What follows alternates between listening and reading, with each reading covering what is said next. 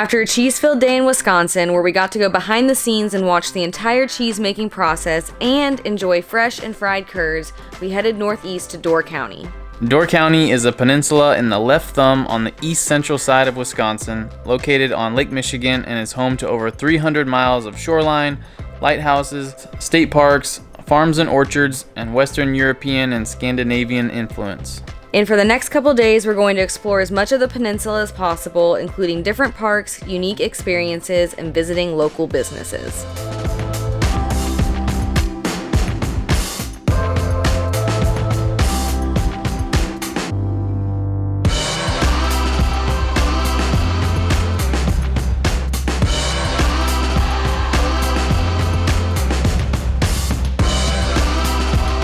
Our first stop is Cave Point County Park, which is a free park and is one of the most iconic natural landscapes in Door County.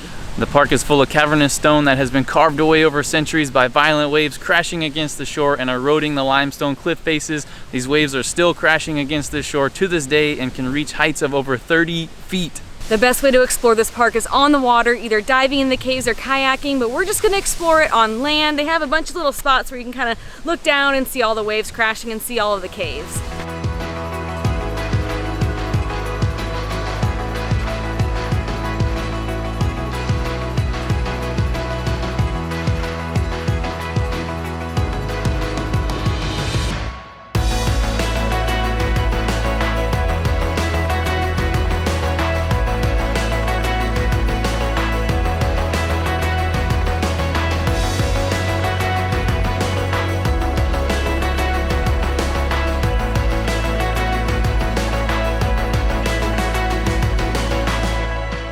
Watching and listening to these waves crash against the shore is just mesmerizing and kind of scary. It's beautiful to watch, but you can just hear them crashing and the loud thuds that they make. It's a very powerful sound.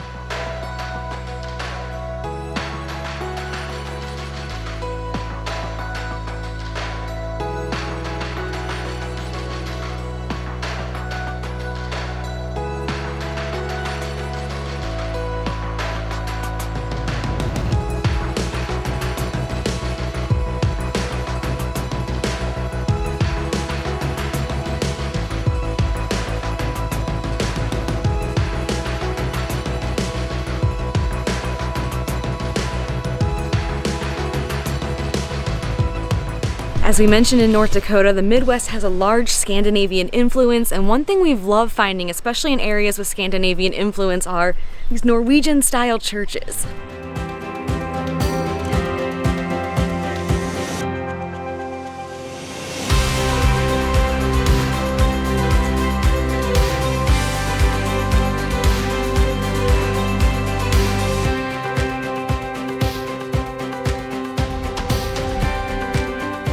And this is the Boynton Chapel, which is a small wooden chapel handcrafted by Winifred and Donald Boynton between 1939 and 1947 on the grounds of their summer residence, and is modeled after the Garmo-Stav Church in Maihaugen in Lillehammer, Norway.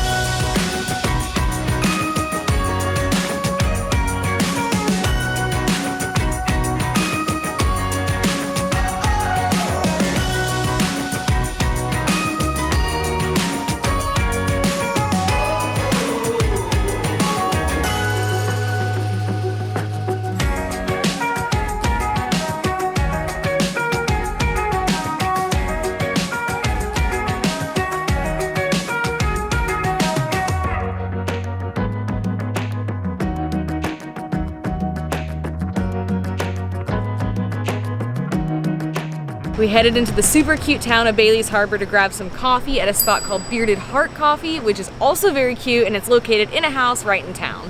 We got some pretty unique drinks they have there. It's a beautiful burnt goat, which has espresso, steamed goat's milk, and then a salty burnt caramel syrup. Sounded too good to pass up. Had to try it. I don't know if we've ever just drank goat's milk or goat milk before, so it smells really good. Yeah. It smells caramely.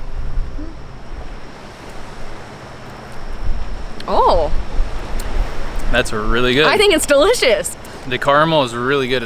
It has a very, not very, but it's like salty caramel flavor. A distinct salty, and I can taste the burntness of it, which is, it's another like layer of flavor in it. It's really good. At first I didn't really taste the goat milk, but I feel like as I drink it more, I get little like hints of it, but it's not super overpowering. I was worried it would be really overpowering. It's delicious, very creamy, coffee and salty, caramelly. Yeah. Everything, you can taste everything.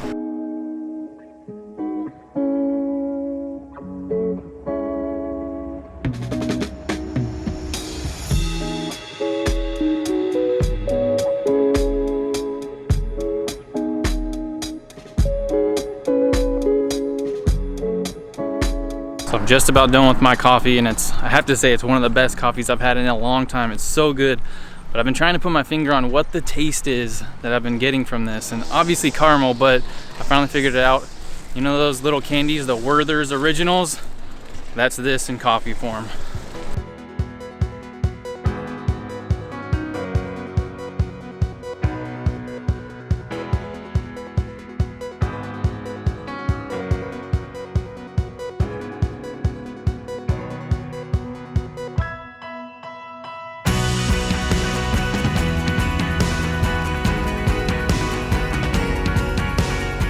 One of the things we were most excited to see here in Door County is Cana Island. So this unique little island is sometimes a peninsula with Lake Michigan on 3 sides of it, and sometimes an actual island with Lake Michigan fully surrounding it.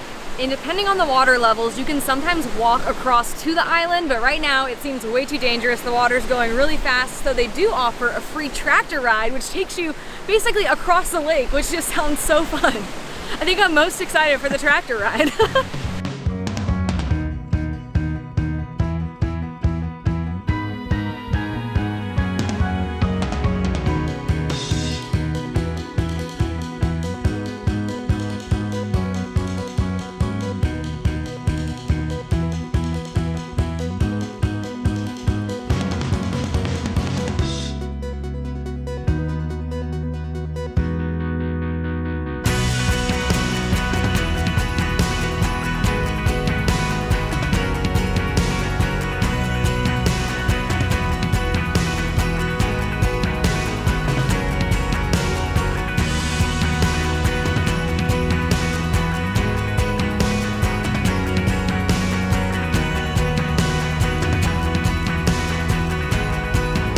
That was so fun.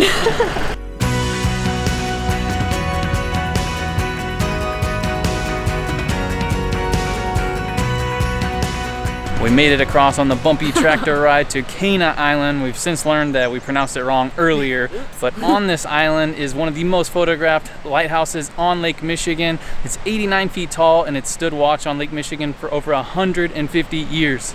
It costs $10 to get on the island for ages 5 and up, and we thought that we'd be able to climb the 97 steps up to the top of the lighthouse, but it turns out they only let you do that Fridays, Saturdays, and Sundays. I don't know if that's an always thing or just a this week thing, but it's Thursday. It's a bummer. We almost debated not even spending the $20, but I think the tractor ride alone was worth at least $10. But the tractor ride is free. The tractor ride is free, but it was worth $10, yeah. And then there are other things to explore here, so we're just gonna see what we can see.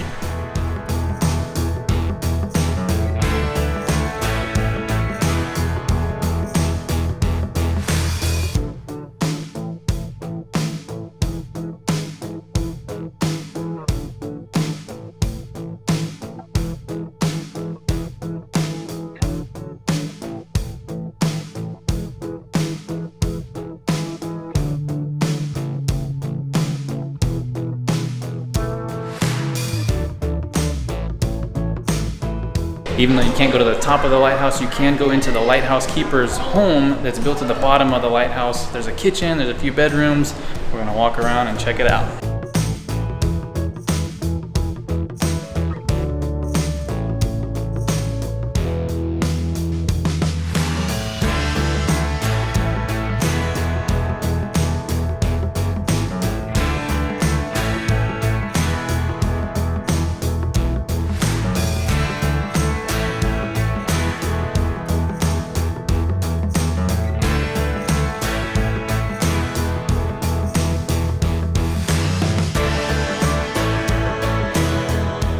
Over the years, they've used different ways to light the lighthouse. The first one used lard, so they would melt down these giant blocks of lard and carry it in buckets up to the top of the lighthouse.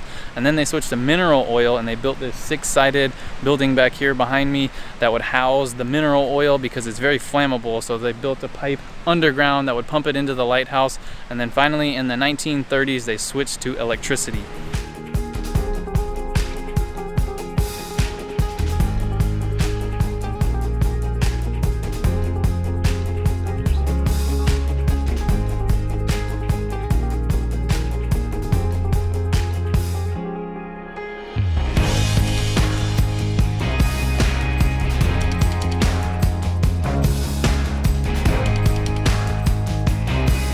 We headed about 30 minutes across the peninsula to Peninsula State Park, which has hiking, camping, which we'll be doing here tonight, a beach, a lighthouse, and even a golf course. But the top thing we wanted to see here was Eagle Tower, which is an observation tower originally built in 1914 and then rebuilt in 1932, but dismantled back in 2016 due to deteriorating conditions.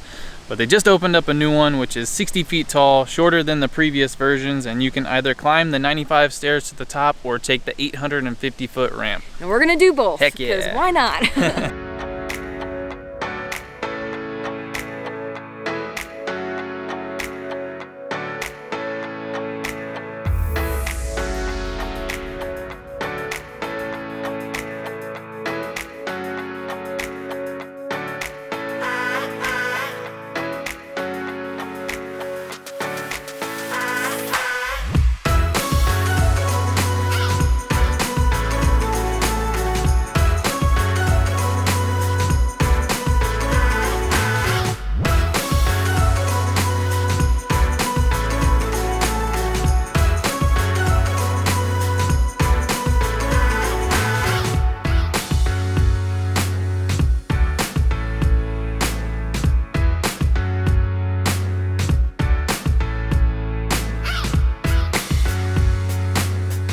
That view was so gorgeous, and we had seen photos of the newest version of Eagle Tower beforehand, but it was way more impressive in real life.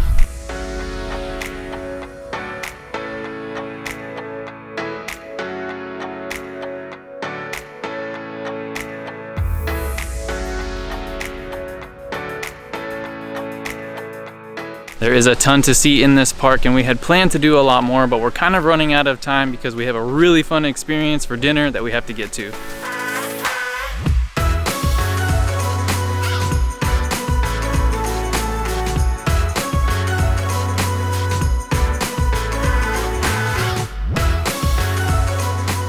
We made it just up the road to Ephraim, which is a super cute town, kind of like all of the towns we've seen so far in Door County. And tonight we're doing something we're really excited about. We're attending our first ever fish boil.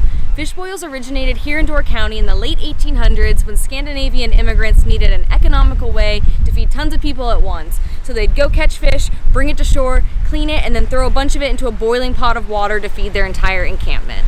Fish boils became more of a tourist activity in the 1960s, and there are a handful of places that you can experience a fish boil here in Door County, but we came to a place called the Old Post Office Restaurant, which actually used to house the old post office in the early 1900s. They have a couple different dining times, which we reserved in advance, and they say to get here 30 minutes early so you can see the entire cooking process.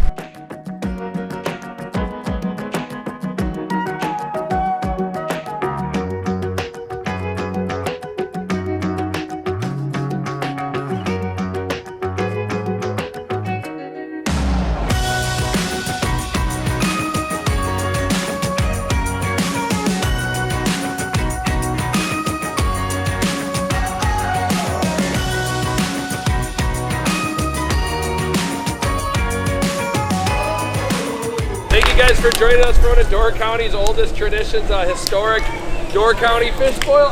Fish that we use for our fish boils here in Door County, they're fresh, they're locally caught Lake Michigan whitefish. We buy all of our fish from a local fisherman right here in Door County. We get fresh fish delivered just about every other day. All right, now if you've never been to a fish boil before, obviously this is quite a dining experience to say the least. Door County is definitely home to the fish boil. We've been doing traditional fish boils here at the Old Post Office Restaurant since 1978, so 40 3 years now we've been doing fish boils out back here. Now before you guys all get here, I filled the kettle up with 25 gallons of water, 3 cups of salt go into the water. Salt is the only seasoning you put into a fish boil that is pretty much all the Norwegian settlers had back in the old days.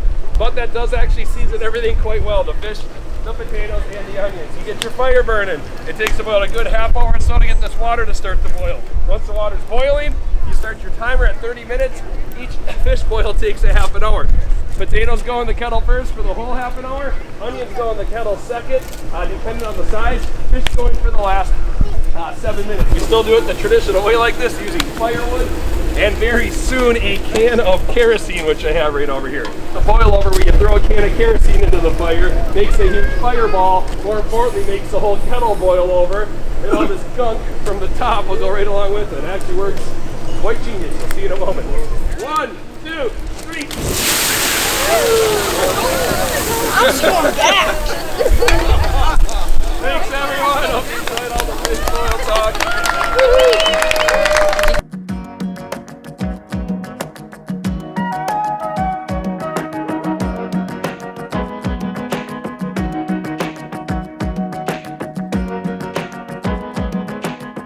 Alright, so we watched the fish boil, which was crazy cool, and we already got our food. So on our plate we have some coleslaw, some bread. These breads seem very moist and look very delicious.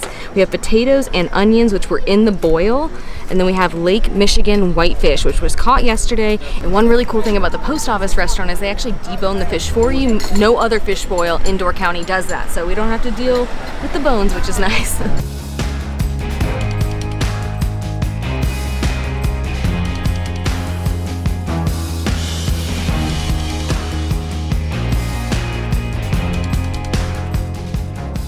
I've been looking forward to this all day long, for weeks actually. And on our drive over here, I was trying to remember the last time we had fish. And I had shrimp the other day, but actual fish, it's been probably almost a year. Oh, it looks ridiculously good.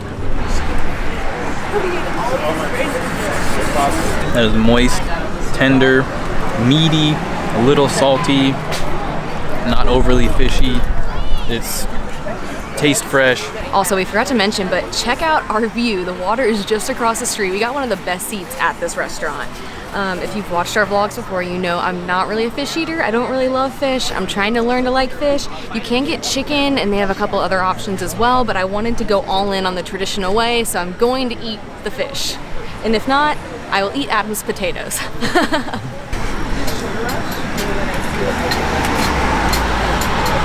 Yes. Like Adam said, it's super tender. It's really not that fishy. It has a little bit of fishiness, but it's really, I can handle this level. So, yay, I'm growing up.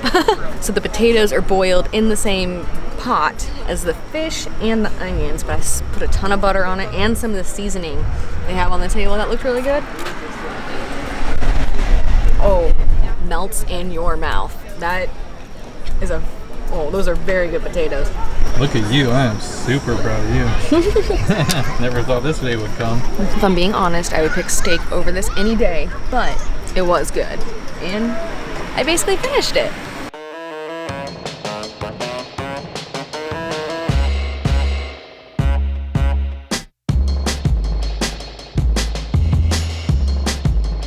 And for the grand finale, they finish you with a fresh slice of Door County cherry pie. And then on top, you can add for $2 a scoop of ice cream. Dude, that is so good. The crust is so buttery. Ice cream's sweet and delicious and vanilla-y. But then you get the tart cherries. It's so hard to say. The tart cherries in there. Oh man, that's a solid pie.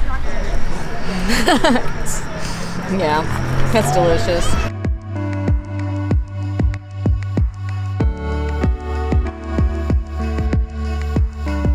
That was an amazing dining experience. For $24, we got all that food and ice cream. Everything was so delicious, and it was just a ton of fun. It was a perfect first day here in Door County. We're just gonna walk around with Kona for the rest of the night, hopefully catch a really good sunset, and then go camp at the state park. And then tomorrow we'll have one final day in Door County and in Wisconsin.